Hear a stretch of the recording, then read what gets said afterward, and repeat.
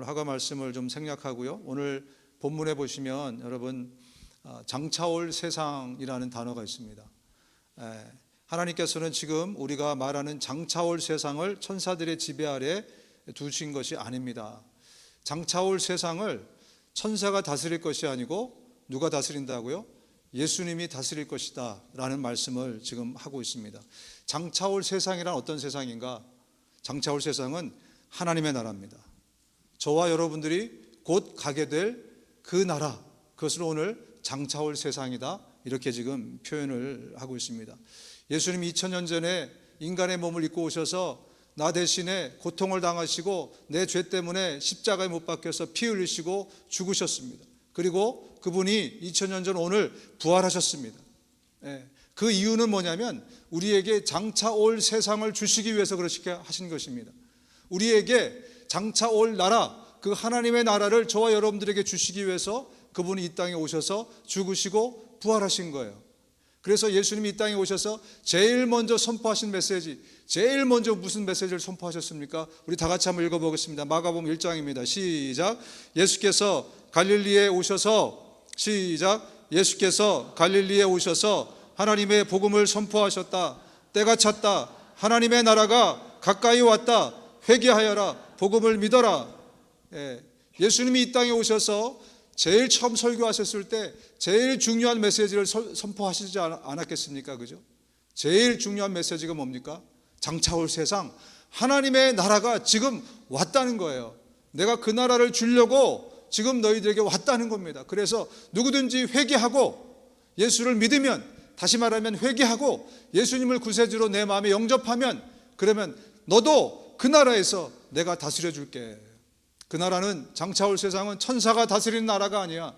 지금처럼 우리가 보는 이런 엉뚱한 세상이 아니고, 정말 그 나라는, 하나님의 나라는 정말 하나님의 영광이 가득하고, 그 나라는 기쁨이 가득하고, 그 나라는 아픔이 없고 병이 없고, 그 나라는 죽음이 없는 그 나라, 그 나라로 영원한 행복으로 내가 너를 데리고 갈게. 그래서 내가 온 거야. 내가 십자가에 달린 거야. 내가 그래서 하나님의 은혜로 부활한 거야 라고 말씀하신 겁니다. 여러분, 어떻게 하면 우리가 그 나라에 들어갈 수 있겠는가? 예수님이 이미 샘플을 보여주셨어요. 그 나라에 들어가려면 먼저 십자가의 길을 걸어야 됩니다. 그리고 나서 하나님의 주시는 그 영광의 부활에, 그 은혜에 동참하게 되는 겁니다. 따라서 저와 여러분들도 십자가의 길을 가고, 그리고 그 부활의 영광에 동참하게 됩니다. 다만 우리가 질 십자가는 죄의 십자가가 아닙니다. 죽음의 십자가가 아니에요. 그것은 예수님이 이미 우리를 위해서 대신 지셨어요. 그래서 예수님이 뭐라고 말씀하셨습니까? 너는 너의 십자가를 지고 나를 쫓으라는 거예요. 우리에게 맡겨주신 십자가를 우리가 지고, 우리가 그 길을 예수님을 쫓아서 갈 때, 그때 우리는 은혜의 영광의 그 부활의 천국문으로, 은혜로 들어갈 수 있게 되는 거예요. 그래서 오늘 우리가 침례받는 사람들은요, 그걸 고백한 겁니다. 예수와 함께 내가 십자가에서 죽었다는 것을 고백한 거예요. 그리고 그 고백한 사람들은 어떻게 됩니까? 나중에 영광의 부활에 내가 함께 참여하는 은혜를 예수님처럼 함께 누린다는 그 고백을 오늘 하나님 앞에서, 저와 여러분 앞에서 하시는 것입니다. 여러분, 우리는 죽으면 어떻게 될까요? 많은 사람들이 임사체험 같은 걸 했습니다. 죽었다가 살아나서 이렇게 간증하는 분들도 많이 계시고요. 그런 분들 얘기를 많이 들어보셨죠? 이분들 얘기를 종합해 보면 우리가 딱 죽는 순간 누군가가 우리를 마중 나옵니다. 우리를 데리고 옵니다. 그 마중 나온 존재가, 어떤 사람은 막 시커먼 옷을 입고 그래가지고 막 침대를 막 붙들고 벌벌벌벌 떨 정도로 그런 존재가 있을지 모르지만, 저와 여러분들 하나님의 은혜 가운데 예수님의 죽음과 부활에 동참하는, 믿음으로 동참하는 저와 여러분들에게는요, 예수님이 오실지, 아니면 나를 가장 사랑했던 사람이 나를 맞이하러 오실지, 천사가 오실지 we never know. 누군지 모릅니다. 그런데 성경에 보니까 이 스데반이 순교할 때 보니까 사도행전에 예수님이 자리에서 벌떡 일어나시잖아요. 그죠? 그걸 보면 예수님이거나 아니면은 가장 나를 사랑했던 어떤 한 존재, 어머니라든지 뭐 남편이나 아내라든지 누군가가 나를 맞이하러 오지 않겠는가 생각해 봅니다. 그러면 그 사람이 우리를 어디로 인도할까요? 어디로 인도하냐면 성경에 보면 예수님이 십자가 못 박히실 때 두 강도가 함께 못 박히셨습니다. 그리고 그들이 이제 그 중에 한 사람에게 예수님 뭐라고 말씀하십니까? 네가 오늘 나와 함께 어디에? 낙원에 함께 있을 것이다. 그래서 그 존재는 우리를 낙원으로 데리고 갈 겁니다. 낙원에 가면 우리는 이미 나보다 일찍 와 있는 많은 우리 그리스도인들, 형제 자매들, 그리고 우리의 부모님들, 예수를 잘 믿었던 사람들 다 거기에서 내가 들어올 때 빵빠레를 울리면서 어서 와라 하면서 환영의 박수와 함께 저와 여러분들을 맞이해 줄 겁니다. 우리는 거기서 그들과 함께 잠시 지내다가 그날, 어떤 날? 예수님의 재림의 날, 낙원에 있는 우리가 먼저, 거기에 있는 사람들이 먼저 새로운 육신을 입고, 그리고 이 땅에 살아있는 사람들이 두 번째로 육신을 입고, 우리는 예수님과 함께 이제 이 천국으로 들어가게 됩니다. 천국 잔치로 우리가 들어가게 되죠. 그리고 천국에 들어갔을 때 저와 여러분들은 먼저 뭘 하냐면 심판대 앞에 서게 될 것입니다. 그 심판대는 네가 그동안 어떻게 살았느냐에 대한 심판이 있을 겁니다. 무엇이 중요한가, 얼마나 많이 내가 예수님을 닮아 있는가, 이것에 대한 평가가 예수님으로부터 이루어질 것입니다. 얼마나 많이 하나님을 사랑했고, 이 땅을 사는 동안에 얼마나 하나님의 말씀에 우리가 순종했고, 그리고 하나님의 영광을 위해서 살았는가, 열심히 복음 전하고 열심히 부지런히 정말 중보기도의 일꾼으로서 기도하면서 하나님의 뜻이 이 땅 가운데 이루어지는 일에 우리가 얼마나 쓰임받았나, 이런 것에 대해서 우리의 언행심사, 우리의 삶 전체에 대해서 예수님이 우리를 평가하실 것입니다. 그리고 그 평가에 따라서 우리는 누구는 생명의 면류관, 의의 면류관, 누구는 정말 엄청난 어마어마한 상과 그 리월드와 기쁨을 선물로 받고, 그리고 영원토록 우리 주님과 함께 바로 그곳에서 영원한 기쁨을 누리게 될 것입니다. 이게 죽음 이후에 저와 여러분들에게 일어날 그러한 일입니다. 여러분, 천국에는 어떤 일들이 계속 될 것인가? 거기에는 먹는 일이 있습니다. 마시는 일이 있습니다. 즐기는 일이 있습니다. 예배하고 경배하고 찬양하는 일이 있습니다. 우리 하나님 아버지와 예수님과 성령님과 함께 사귀는 일이 있습니다. 우리 형제자들과 함께 영원토록 즐거운 교제하고 사귀는 일이 천국에서 이루어질 것입니다. 하나님의 나라는 먹고 마시는 일이 아니다 라고 말씀하는 그 구절이 있죠. 로마서 8장인가요? 보면은, 로마서 14장에 보면은, 근데 그것은 당시에 먹는 이야기, 우상에게 바친 먹는 이야기를 하면서 하신 얘기이기 때문에 컨텍스트를 잘 보시기 바랍니다. 천국에는요, 예수님이 이 땅에서 더 이상 이 땅에서 나는 포도로 만든 포도주를 마시지 않겠다고 말씀하셨어요. 그리고 저 영원한 곳에서 내가 포도주를 너희와 함께 새 포도주를 마시겠다고 합니다. 우리 천국에 가면은 생명수 과일들이 쫙 가운데 있다고 합니다. 우리는 그 생명나무의 열매를 먹을 수 있다고 말씀하셨어요. 먹는 일이 있습니다. 잔치가 있어요. 즐기는 일이 있습니다. 그리고 정말 영광 가운데서 우리가 하나님의 임재 가운데 있을 때 얼마나 기쁘고 즐겁습니까? 하나님의 임재만으로도 우리는 얼마나 큰 행복을 느낍니까? 그것처럼 영원한 하나님의 다스림과 예수님이 영광의 면류관을 쓰고 우리를 다스려 주실 때 우리가 얼마나 행복하겠습니까? 여러분, 천국에 잘 상상이 안 되시면 에덴 동산을 생각해 보십시오. 에덴 동산에는 2명만 있었어요. 근데 그분들, 아담과 하와가 심심하다는 얘기가 있습니까? 2명만 있어도 얼마나 그 주님이 주시는 그 하나님의 임재와 그 영광 가운데 사는 것이 얼마나 기쁜지 모릅니다. 그런데 우리가 가면 이 우리 전 교인들이 다 거기 있을 겁니다. 할렐루야! 전 교인들이 함께 정말 영원히, 어떤 분은 저한테 그렇게 물어봅니다. 목사님, 거기 가면 낚시도 할 수 있나요? 그게 거기 가서도 그렇게 즐거울지는 모르겠어요. 왜냐하면 즐거운 일이 너무 많으니까. 그러나 저는 믿기는 가능하다고 봅니다. 골프도 칠 수 있나요? 네, 할 수 있다고 저는 봅니다. 우리가 생각하는 모든 좋은 것, 아름다운 것, 기쁘고 즐거운 그 모든 것이 있는 곳이 천국이에요. 다만 그게 여기만큼 즐거울지는 모르겠어요. 그죠? 그러나 정말 그곳은 우리가 생각하고 기대하는 그 모든 것보다 우리 인간들이 상상해서 만들어낸 단어가 무릉도원이라는 단어가 있지 않습니까? 지상낙원이라는 단어가 있지 않습니까? 우리가 상상하고 생각하는 그 상상을 beyond our imagination, 우리의 상상을 뛰어넘는 그 놀라운 일들이 바로 천국에서 이루어지는 겁니다. 영원토록, 영원토록. 바로 거기, 그것을 위해서 예수님이 이 땅에 오셔서 십자가에 죽으시고 그리고 2000년 전 오늘 부활을 하신 것입니다. 그런데 예수님은 천사보다 잠시 못한 모습으로 이 땅 가운데 지금 오셨습니다. 그런데 그분이 앞으로 장차 올 세상에서는 그분이 영원히 다스려 주시겠다고 약속을 하셨습니다. 그 나라를 성경이 어떻게 묘사하고 있는가? 이사야서 11장에 보니까 그때에는 이리가 어린 양과 함께 살며 표범이 새끼 염소와 함께 누우며 송아지와 새끼 사자와 살찐 짐승이 함께 풀을 뜯고 어린아이가 그것들을 이끌고 다닌다. 암소와 곰이 서로 벗이되며 그것들의 새끼가 함께 눕고 사자가 소처럼 풀을 먹는다. 개가 풀을 뜯어먹는다는 소리는 제가 들어봤어도 사자가 풀 뜯는다는 소리는 처음 보지 않습니까? 그죠? 누가 얘기하면 개 풀 뜯어먹는 소리 안에 그런 얘기 하지 않습니까? 여러분, 그날은 어떤 날입니까? 그날이 오면 저 세상은요, 이 늑대가 어린 양과 함께 살고 표범이 새끼 염소와 함께 장난치고 송아지가 사자와 함께 풀을 뜯는 그런 세상.